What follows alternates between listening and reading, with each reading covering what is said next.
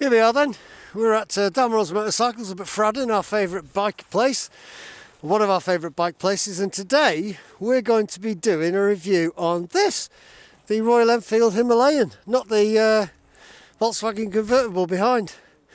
So this is the updated 2021 model, which everybody raves about. I've never ridden one, but I really wanted to try it because I think they look really cool. And when you compare all the electronics on some of the other bikes, then this one isn't anywhere near that. But these are the ones they ride to Everest Base Camp now and take all over the world. You know, they've got I think it's about a 100-year history now. The longest manufacturing motorbike in the world, I think. If I'm wrong, I'm sure somebody will tell me. But look at it. Very little horsepower. All the stats for it, the horsepower, the torque, tank capacity, all that sort of stuff is now done online. They don't do brochures. So what we'll be doing is we'll be putting that on the screen so you can read it. But it looks pretty cool, doesn't it? I like it. I've been trying to ride one of these for ages. So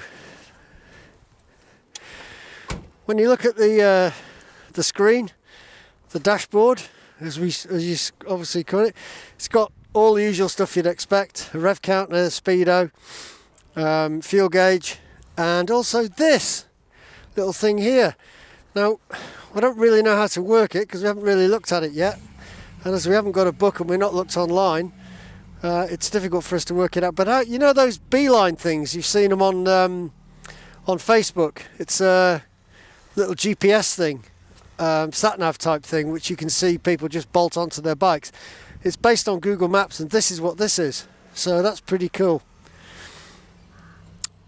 And that's about all we can say about it, really. So we'll go out and give it a ride, I think. So Royal Enfield, been around for a long time. Now they're made in India, which is, I suppose, why people are going to do these Himalaya trips.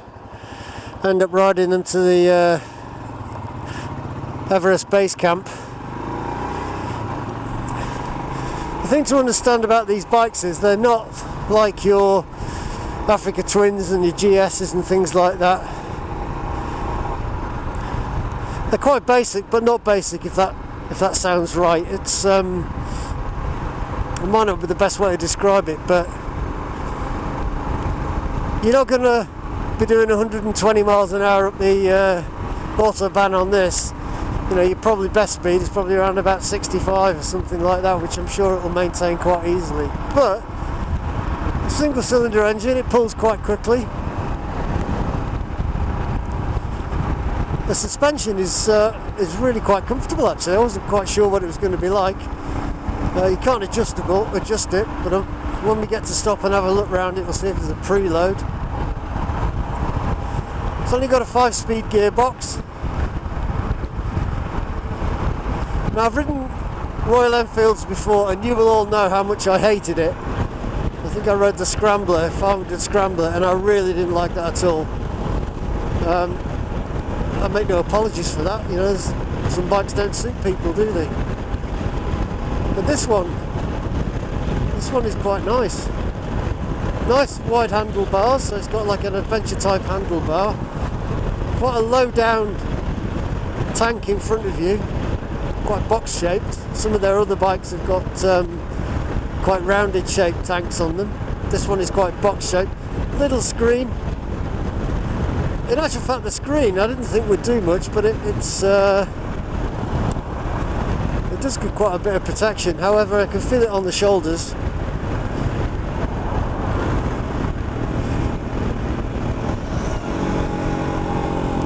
And as you would imagine, on a single cylinder, there's loads of engine braking on this. It's lovely. I think these are, to put on the road, I think they're under £4,000, £4,000 GB, you know, so UK pounds, which is awesomely cheap. I have noticed something we have to do though, because it's not that quick off the mark. You have to plan a little bit.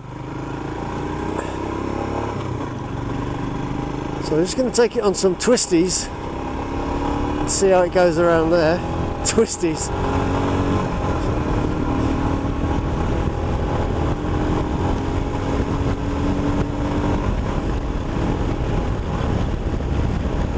Okay, so straight away it's quite quick actually. This surprises me. Nice and light, so light.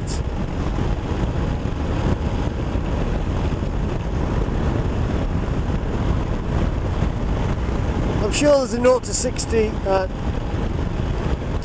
time for it, you know, like however many seconds it is. But just going through from standing there up to 60 miles an hour was really quite quick, you know, for just a bike as low pad as this is. Now, this is just a country lane, quite narrow. It's not the best surface in the world, but the suspension is rock solid, and it's got these like knobbly tyres on it that sort of look like a four-season type tyre. We'll have a look at them when we stop. And it grips the road brilliantly. You know what? I really like this bike. Toby will be amazed when I get off. I won't be able to take my helmet off because I'll be smiling that much. So obviously you have to work out, you have to plan your ride a little bit, in as much as if you're planning to accelerate or whatever. But this is really sure-footed, really sure-footed. So I'm doing 60 miles an hour now, and the rev count is showing just over 4,000 RPM. The red line is at just over 6, so it's quite low down, but then it's only a single cylinder, you wouldn't expect anything else. And if I was to drop it down to 4th, okay, it puts it from 4,500 RPM up to about 5. Now, I know lots of people have been buying these bikes, they've had lots of interest, and you have to ask yourself why. Well, I think the reason is it's simple, it's uncluttered. I think the most technology it's got on it, as far as I can see, just getting on the initial ride here, is this beeline thing down here, which we'll try and work out. Toby's the gadget man, he'll sort that out. It's got these really curious wing mirrors, which are old school round ones. Oh, it's nice this. You know, for those of you who've ridden old single cylinder bikes before, they used to call them, well, they still call them thumpers, you know. There's not so many of them around now. But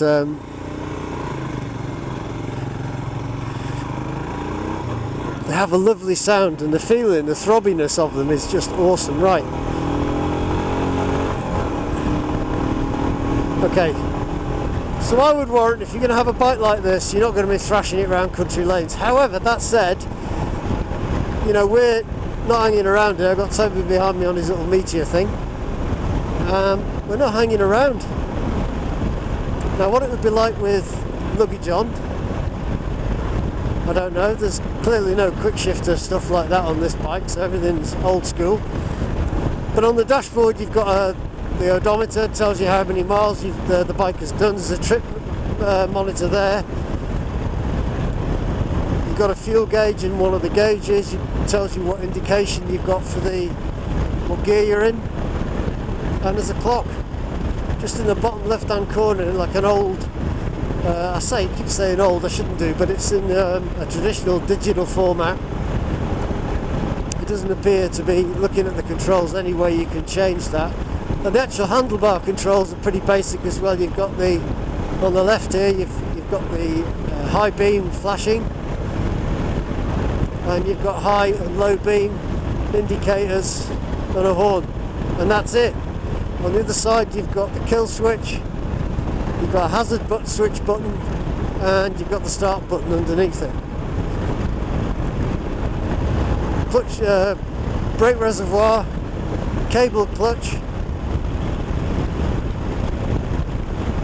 So that's as basic as it is. Now I'm happy with this screen. It looks a bit of a weird shape, but this is a tinted version. I don't know if you can get other versions of it. But it's actually working really quite well. God, I've got a fly in my eye then. Wow, how sore is that? That was through 2 visors. It's a key, ignition start, so no keyless stuff. And I would imagine that, you know, if you're riding this in places like it's built in India, you know, then a keyless ride is pretty pointless really. You need something that's very positive. It's good on the bends. It has crash bars, which I've seen these loaded up with all sorts of different types of bags. I mean, you know, you can have a bag for everything.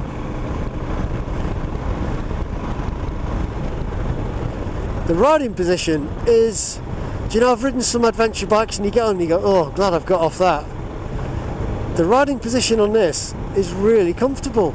Nice wide handlebars, good sized tubes, you know, they're not, your hands don't feel like they're gripping too small. Nice big brake levers and clutch levers, which is always reassuring. Sometimes people try to go really small with these kinds of things, don't they, which is always a bit silly. Very nice to ride at low speed.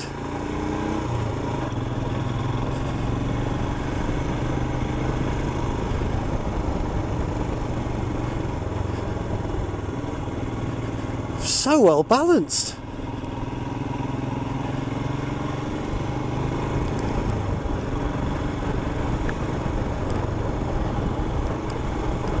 So 30 miles an hour, I'm in third gear, and it's doing about 2.5, well, it's doing just under 3,000 RPM. Doesn't feel like it's rushing itself. Feels very, really, really comfortable. So riding position. I've got off bikes before, oh god, my knees are going to fall off. This is a really comfortable riding position. The seat initially felt very hard. It's quite thin. When you have a look around, walk around, you'll see. But it's very comfortable. It's got a nice back part for your coccyx before you get to the pillion seat. So it's two different seats. This has got a certain amount of grin factor. It really has. See what this is? This is a big stupid grin. I am stupid anyway, but this is a big grin. This is awesome. What is it? I don't know. It's a Royal Enfield Himalayan, and it's the 2021 version of it. So there's a few little different things to it from the last one, but I've just had a screen ride in it, mate. It's just so much fun. I could tour on that. Well, you've wanted to ride one of those for a long time, haven't you? At least 2 weeks. Or no, longer than that, No, I have been trying to get one of these to ride for a long time. Not many people have them as demonstrators, and Damerals have got one on, well, in fact they've got a couple actually on demonstrator now. Guess how many cc it is? I don't know. Have a guess. Don't? I'll tell you, it's 24 cc. Sorry, 24 brake horsepower. Wow. 411 cc. That is nothing. But it shifts. It does move, doesn't it? Yeah. Goes quite quickly. And I was really I'm grinning now.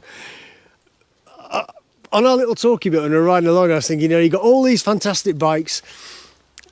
You know, I've ridden single cylinder bikes a lot, and I love single cylinder bikes. And I explained on the the thing that I was always told that you like your Kawasaki ZZRs and your GXs and Gixxers and all that stuff. They're like your racehorses, your stallions, good for a short sprint.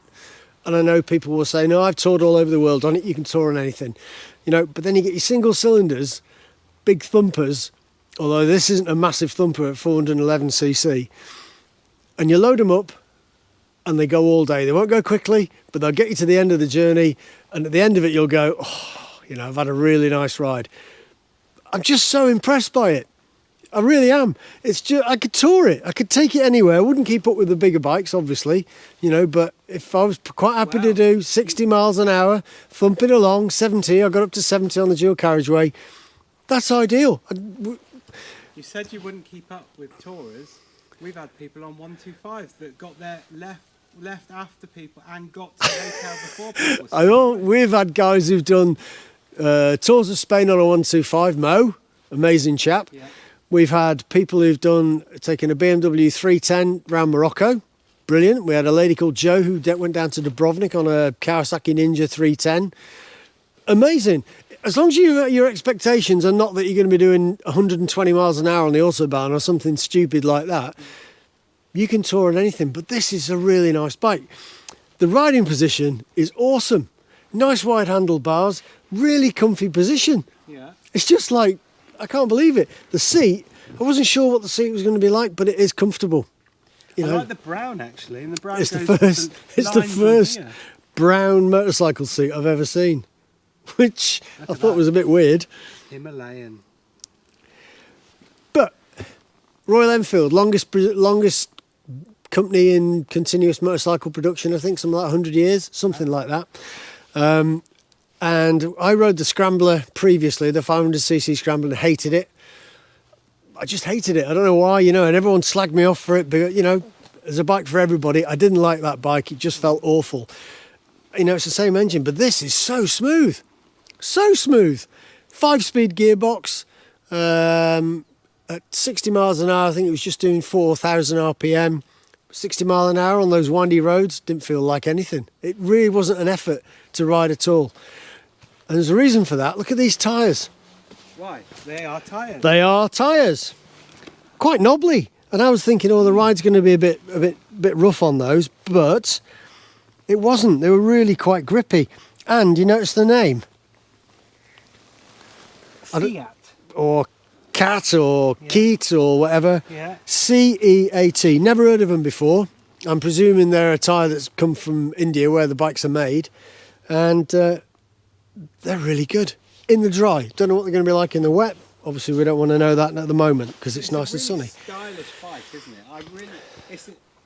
I was saying it on the bike that you'll see next week, I think, is that it's a really old technology bike, but in some ways it's a really forward-thinking technology bike because there's lots of new bits on there, but they built it in the style of how it was always built, how they always built Royal Enfield. My dad had a Royal Enfield, you know, and I'll be honest with you, you know, they're pretty basic. But if you imagine where the bikes are made in India and what they're used for in India, these are what they're riding to the base camp of Everest. And you go, well, why would you do something like that? Well, you're never going to be riding fast. If it breaks down, guaranteed someone's going to be able to fix it. You know what I mean? Because there's no quick shifters on them. There's very little gadgetry. Although there is a little bit of gadgetry. Come here. What have you got? I've got something, I have no idea what it is. The screen I wasn't sure about. It's a bit of an odd shape. You can feel the wind on your shoulders, but off your chest and your helmet. Your hair. I wish I could. So there we go. But anyway, let's get back to the handlebars, nice and wide. Yeah. These are comfortable, even though they're a bit, you know, there's no giving that. Really basic. Reminds me a bit like KTM, the looseness of those. A Ducati. Sloppy. We're going to get slated. Yeah, we are, but, you know, who cares? So the cluster on the left-hand side, you've got your hazard, your main beam flash, you've got main beam and dip, indicators and the horn. We won't do the horn. On this side, you've got a kill switch, a hazard indicators and the start. And that's it. That's all you need, isn't it? That's all you need. You don't need no more. Old school mirrors. Look at these What's little it say rascals. on the mirror? It says objects look closer than you think. So Mark, that I've got in the mirror now, he's close. He's appearing closer than you think. But anyway, here we go. So let's switch it all on. Look at this. Look. I've no idea what that I is. should tell you in a moment. Well, I'm sure you will, because I said you were a gadget boy. Right. Bit of a cluttered speedo here. You know, it's got it in miles per hour and kilometres an hour. You got a clock. You got a gear indicator. You got a trip indicator. You know how many trip miles you've done. Tells you the temperature. 81 degrees F. What's that in real money? Oh no. Hot. Hotter than a hot thing. And it tells you the miles to the bike. Bike's only done 207 miles. You got what do you call it? Fuel gauge. A rev counter. Red line starts at about 6,500 RPM. And then you got this thing here, which is flashing at us. Oh, that's great. Ho cow, ho Okay. cow. I have no idea what it is. Don't know. Because we just picked it up and we went, go! And so we've gone. And they don't do manuals anymore. They're all online, which makes it more difficult. So normally we turn up and we have a read through the manual and we haven't got a script, obviously, clearly. And we have a look at it and we remember all the crucial stuff and then we go out and do a ride and a talk about it. But we can't do it with this, which is a bit sad. But you know, But you can do your other research. channels are We'll put available. a link to the bike and you can do the research yourself. Now look at this. It says 2324 on there, Royal Enfield. I've no idea what Right, it now is. turn the bike off again. I'll turn the bike off. Right, if I focus in, right, turn it on and we're watching this dial. Lovely coloured screen, helmet with a rider, built with Google, version 7.5, and then you get the time. Now this, you can Bluetooth your phone to it and use Google Maps, and this will give you turn-by-turn instructions on your navigation. I said it's like one of those beeline things you see on Facebook being advertised all over Faceache at the moment. Beeline? Yeah, you've seen it. It's like a little... It's about that size. You put it on your bike, you clamp it on, and it gives you turn-by-turn GPS navigation. That's what it is. And it's linked to Google Maps, so maybe that's a version of that. Who knows? But how cool is that? And why is it that other manufacturers are building it into their TFTs, making it so complicated to make it actually work, when all you really need is something like that? It beggars belief. You know, this is about as technological as you can get, you know. Yeah. I think. Is that right, England? Yeah, sounds that'll right. do. Anyway. We make words up on this channel. Okay, so mirrors, big old school mirrors. You can see loads in the back, in the back of them. Yeah. The levers, aluminium levers. They're big and chunky, but that's, you know, they're not going to break easily, are they? You know, these little things that you get, I'm sure you can adjust them. They're not adjustable as far as I can see. You have a brake reservoir there. You've got a rear brake reservoir somewhere else. Hasn't got a quick shifter. And it's got a centre stand. And a side stand. And a side stand. Now some... Lights like them, Mark? Well, we're going to switch it on again. Oh, it's on. All right, shall I start it? Yeah, let's hear this. Monster! Yeah. I love it.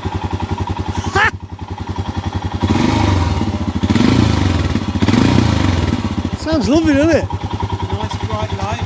You've got a bulb there, and it looks, I'm not sure whether that's a bulb or whether that's That looks an LED, that. But